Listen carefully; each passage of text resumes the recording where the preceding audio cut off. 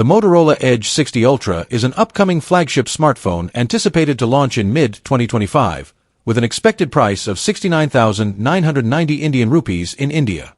It is rumored to feature a sleek design with a 6.82-inch OLED display offering a resolution of 1200 by 2780 pixels, a 165 Hz refresh rate, and a 480 Hz touch sampling rate, ensuring smooth visuals and responsive touch interactions.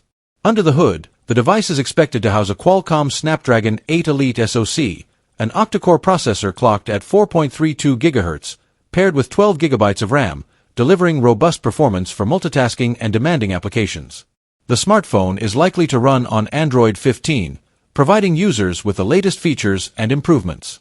Photography enthusiasts may appreciate the rumored triple rear camera setup, comprising a 200MP main sensor, a 50MP ultra-wide lens, and a 50MP telephoto lens, designed to capture high-quality images across various scenarios. Additional features may include 512 GB of internal storage, 5G connectivity, Wi-Fi, Bluetooth 5.4, NFC, USB-C version 3.2, an in-display fingerprint scanner, face unlock support, and an IP68 rating for dust and water resistance.